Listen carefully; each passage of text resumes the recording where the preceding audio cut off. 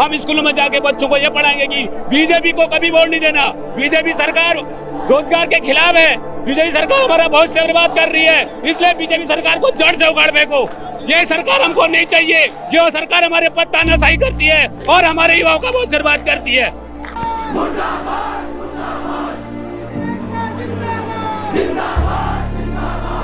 उत्तराखंड के जवान, उत्तराखंड के पढ़े लिखे शिक्षक युवक आज रोड में क्या कहते हैं दर की ठोकरें खा रहे हैं और उनको सरकार उनके भविष्य को इन्हें बर्बाद कर दिया है। और स्कूलों में जो पढ़ने वाले जवान है वो भविष्य है, उनका भविष्य भी इन्हें बर्बाद कर दिया है।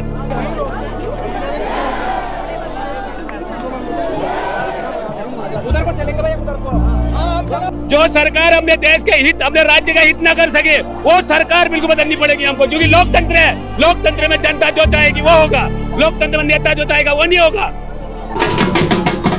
चलिए, ढोल दमाओं के साथ ऐसा प्रदर्शन शायद ही उत्तराखंड में आपने इससे पहले कहीं देखा होगा। ठीक सचिवालय के पास में हम लोग एक बार फिर हैं और ढोल दमाओं के साथ तमाम प्रदेश भर से जो अतिथि शिक्षक हैं यहाँ सचिवालय कूच करना आए हैं। तमाम पुलिस के लोग भी आप यहाँ पर देख सकते हैं।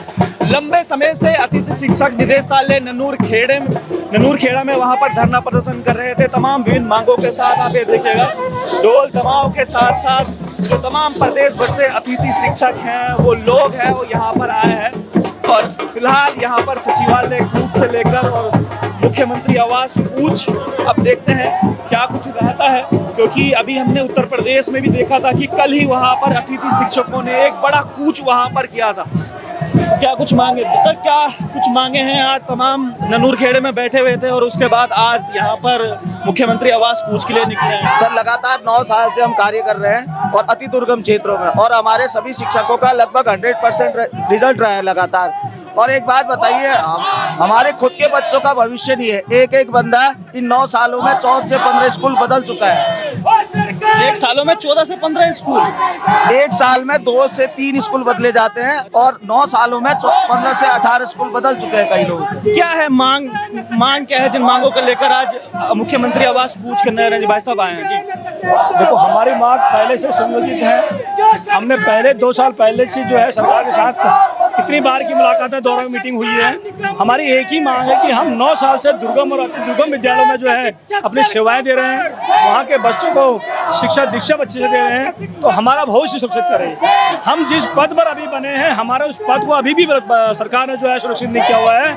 कभी भी प्रमोशन, ट्रांसफर, नई नियुक्ति कोई भी किसी को भी वहाँ भेज देते हैं, जिसकी वजह से जो है हमें जो है दाएं बाएं जाना पड़ता है, फिर समायोजन में टाइम लगता है। ऐसे ही करके हम कल को अपने बच्चों को अगर हमें कहीं एडमिशन दिलाते हैं कहीं जाके, तो हमारे साथ हमारे बच्चों का भविष्य भी खराब है, उसको भी वहाँ से हटना पड़ता है। तो कब तक हमारे बच्चों को दाएं बाएं ले आते रहे ऐसे? मतलब आपका कहने का मतलब यह है कि लगातार जो नियुक्तियां इधर से उधर होती रहती हैं साल भर में, जो भाई साहब बता रहे थे कि 1-2 स्कूल बदल देते हैं। हम चाह रहे हैं कि हमारे एक ठोस नीति बनाए, हमारा भविष्य सुरक्षित करे, हमारे पदों को लॉक करे। हमारे 3 ही मांग है।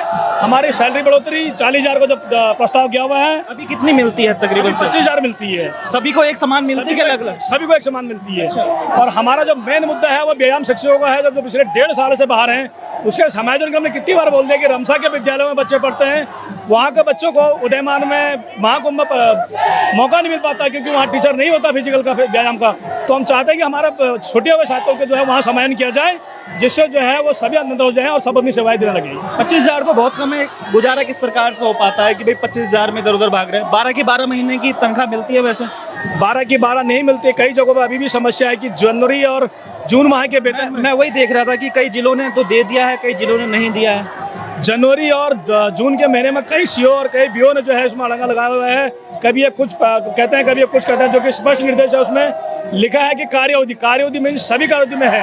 कार्य तो हम पूरे महीने में करते हैं, पूरे साल करते हैं। अभी बीच में डीजी साहब का ऑर्डर आया था कि जो ऑनलाइन या फिर जो कुछ और काम करें उनको इनका जो है तनख्वाह निकाली जाए। अधिकतर जिलों में और ब्लॉकों में निकल चुकी है, लेकिन कुछ ब्लॉक और कुछ जिले ऐसे हैं जहाँ अभी भी जो है लोग परेशान है। और वहाँ के अधिकारी ऐसा क्यों है कि एक जिले में 2-2 नियम हो रहे हैं, एक प्रदेश के अंदर 2-2 नियम हो रहे हैं? सर, ये सारे अधिकारियों पर डिपेंड करता है। अधिकारी, इसका कोई आदेश नहीं था कि रोकने का। आपको मैं एक बात बता दूं कि जिस जिले में बात हो रही है उस जिले में भी ब्लॉक के भी अलग अलग नियम है। कई ब्लॉक में भी पैसे मिले हैं और कई ब्लॉकों में नहीं मिले। वीडियो भी हमने इसके ऊपर की थी इससे पहले। जी, कई जगह ऐसी भ्रांतियां हैं, कई जगह ऐसे भ्रांतियां लोगों ने फैला रखी है। कहते हैं हमें ऊपर से आदेश आ रखा है, लेकिन लिखित में आदेश कहीं नहीं है। कहते हैं हमारे जो अधिकारी से बीसी हुई है, BC में अगर हम पूछते हैं अधिकारी से, वो कहते हैं हमने कहीं किसी को नहीं कर रखा है। उसके बाद भी स्पष्ट निर्देश दे दिए गए हैं कि अगर इन्होंने ऑनलाइन शिक्षण किया है, हम हमेशा जब भी छुट्टियां पड़ते हैं बच्चों को ऑनलाइन दे के आते हैं और लगातार उनका फीडबैक लेते रहते हैं, बच्चों ने किया नहीं किया, उसके आधार पर इनका पैसा निकालने की बात कही गई है डीजी साहब के लेटर से। लेकिन उसके बावजूद भी अभी भी कई अधिकारियों ने जो हमारा पैसा रुका हुआ है, हमारे सैलरी रुकी नहीं है आपकी टोटल जितने लोग हैं, कितने अतिथि शिक्षक हैं टोटल उत्तराखंड में? हमारे उत्तराखंड में अभी 4200 से 4500 के आसपास जो है संख्या है, जो अभी सभी सड़कों पे है। ऐसे में तो बच्चों की तो पढ़ाई ठप होगी बिल्कुल। बिल्कुल बच्चों की पढ़ाई बिल्कुल ठप है, स्कूल की व्यवस्था बिल्कुल शर्माई हुई है। लेकिन सरकार को, विभाग को सोचना चाहिए कि उस नौनिहालों के बच्चों का भविष्य कहाँ जा रहा है। जो आज शिक्षक सारे सड़कों पे हैं, लेकिन उनके भविष्य के बारे में कोई नहीं सोच रहा है, ना वो हमारे हित सोच रहे हैं, ना बच्चों का हित सोच रहे हैं। इस बारे में दुख नहीं होता है कि आप लोगों के कारण ही कहीं ना कहीं बच्चे पढ़ नहीं पा रहे हैं? उन बच्चों नौनिहालों का क्या कसूर? सर हमारे कारण ही, हम तो बच्चों को लगातार अभी भी यहाँ से वर्क दे रहे हैं। जो बच्चे का फोन आता है पूछता है, वो यहाँ से भी बता रहे हैं। लेकिन जो हमारा, आप बताइए, जो हमारा भविष्य सुरक्षित नहीं है, हमारा ध्यान एक तरफ कैसे रहेगा? हमें खुद पता नहीं कि आज यहाँ है, कल कहाँ है।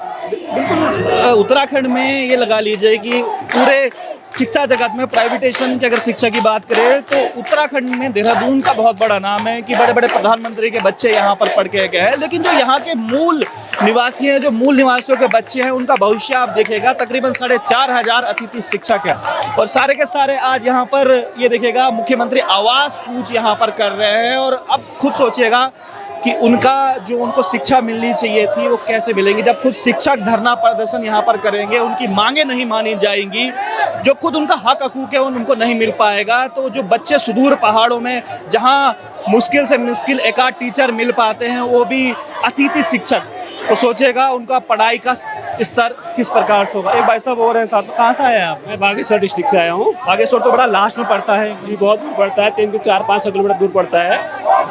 हम सरकार से एक निवेदन करना चाहते हैं कि सरकार जो हमारे पास वोट मांगने आती है, वो कहती है कि हम जो पहाड़ की जवानी और पहाड़ का पानी को हमेशा बचा के रखेंगे। आज सरकार का वो दोहरा चरित्र हमको सामने नजर आ रहा है। आज सारा उत्तराखंड के जवान, उत्तराखंड के पढ़े लिखे शिक्षक युवक आज रोड में क्या कहते हैं, दर दर की ठोकरें खा रहे हैं और उनको सरकार उनके भविष्य को इन्हें बर्बाद कर दिया है। और स्कूलों में जो पढ़ने वाले जवान है, वो भविष्य है, उनका भविष्य भी इन्हें बर्बाद कर दिया है। ये उत्तराखंड की जो बीजेपी गवर्नमेंट है, ये इसका दोहरा चरित्र हमको नजर आ रहा है। भविष्य में हम इसको, अगर इन्हें हमारी मान नहीं मानी, हम स्कूलों में जाके बच्चों को ये पढ़ाएंगे कि बीजेपी को कभी वोट नहीं देना, बीजेपी सरकार रोजगार के खिलाफ है, बीजेपी सरकार हमारा भविष्य बर्बाद कर रही है, इसलिए बीजेपी सरकार को जड़ से उखाड़ फेंको। ये सरकार हमको नहीं चाहिए, जो सरकार हमारे पर तानाशाही करती है और हमारे युवाओं का भविष्य बर्बाद करती है। धन्यवाद। ऐसे में तो काफी बड़े सवाल भी उठेंगे अगर बच्चों को इस प्रकार की शिक्षा देंगे, कहेंगे भाई भाजपा को वोट नहीं देना, तो भाजपा विरोधी हो जाएगी। बिल्कुल, भाजपा विरोधी होना जरूरी है। जो सरकार अपने देश के हित, अपने राज्य का हित न कर सके, वो सरकार बिल्कुल बदलनी पड़ेगी हमको, क्योंकि लोकतंत्र है। लोकतंत्र में जनता जो चाहेगी वो होगा, लोकतंत्र में नेता जो चाहेगा वो नहीं होगा। जनता अगर सुखी नहीं है तो ऐसा लोकतंत्र क्या चाहिए? ऐसे हमको मंत्री और मुख्यमंत्री क्या चाहिए हमको? चलिए, मैं देख रहा हूँ कि महिलाओं की तादाद भी बहुत ज्यादा है यहाँ पर। मैडम, आप कहाँ से आ रखे हैं? आप लोग ऋषिकेश से आ रखे हैं? टिहरी गढ़वाल में है गेस्ट टीचर के रूप में, और लगभग 9 साल होने के बावजूद भी अभी तक सरकार ने हमारा सुरक्षित भविष्य नहीं किया है। इतने दिन हो गए हमको हड़ताल में, अभी तक हमारे सुन लेने वाला कोई है नहीं। हम मर रहे हैं धूप में, बारिश में, कोई नहीं पूछने वाला हमको यहाँ पे। हम यहाँ मजबूरी में आ रखे, सरकार को चाहिए कि हमसे बात करे और हमारी जो मांग है उसे पूरी करे। सुरक्षित भविष्य के लिए एक मांग तो समझ में आ गई, कम से कम वेतन 40,000 होना चाहिए। वेतन 40,000 से कुछ नहीं होगा सर। 40,000 में 6 महीने में हम घर जाते हैं। और क्या है इसके अलावा? सर हमें चाहिए नियमित नियुक्ति, जो हम ऐसा ना हो कि 6 महीने बाद हम बैग लेके घर जाते हैं। हम एक सेशन पूरा नहीं कर पाते, अपने बच्चों को अपने साथ में स्कूल में एडमिशन नहीं करा पाते।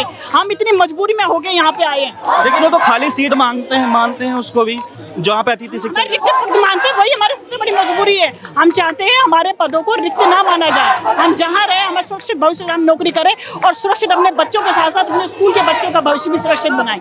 12 महीने की पूरी तनख्वाह मिल रही है आप लोगों को? जून की सैलरी कटवा देते हैं। सर्दियों में बोलते हैं कि 15 दिन का वेतन नहीं मिलेगा, ऑनलाइन काम करो, उसके लिए भी हमें ऑनलाइन का ऑर्डर मंगवाना पड़ता है। इसके 12 महीने की सैलरी भी हमें नहीं दी जाती। अच्छा, मैंने देखा है कई ब्लॉक में मिल रही है, कई ब्लॉकों में नहीं मिल रही है। अनियमितता है हर ब्लॉक में। सब क्यों है? नियम तो सबके लिए एक जैसा ही होगा। नियम है सर, यहाँ कोई नियम नहीं हो रहा है हमारे लिए, हर तरह से अनियमितता है हमारे लिए। चलिए, बड़ी अनियमितताएं हैं और अब देखिएगा पुलिस बैरिकेडिंग तक यहाँ पर पहुँच गए हैं और तमाम पुलिस के लोगों के साथ जो है वो बातचीत भी हो रही है और आगे यहाँ पर रोक दिया है बिल्कुल सचिवालय के पास में। और मुख्यमंत्री आवास कूच इस समय कर रहे थे। और तमाम आप ये देखिएगा भीड़, आप एक बार मैं कहूँगा अपने कैमरामैन को जरा दिखाएं। तमाम अतिथि शिक्षकों को तकरीबन 4,500 जो है इनकी संख्या है और तमाम आज अतिथि शिक्षक आज सचिवालय के यहाँ पर सड़कों पर आपको देखने को मिल रहा है। और इसके साथ ही साथ आप देख रहे होंगे कि अभी नन्नूर खेड़ा में भी लगातार धरना प्रदर्शन चल रहा था अपनी मांगों को लेकर। मांग सिर्फ इतनी है कि भाई जो अतिथि शिक्षक हैं उनके जो हक हकूक हैं, जो उनको सैलरी मिलती है वो बहुत ही, जो मानदेय है वो बहुत ही कम है। और इसमें ऐसा भी हो रहा है कि किसी मानदेय पर पूरे साल भर की तनख्वाह भी इनको नहीं मिल पा रही है। तो ये पीड़ा भी है उत्तराखंड की। और मैंने स्टार्टिंग में जो शिक्षा की भविष्य की बात करी थी कि उत्तराखंड में जो शिक्षा का भविष्य आखिर किस प्रकार से सुरक्षित है, जब खुद अतिथि शिक्षक यहाँ पर सड़कों पर, ये देखिएगा तमाम भीड़ आपको अतिथि शिक्षकों की, पुलिस के जवान यहाँ पर आपको नजर आ जाएंगे।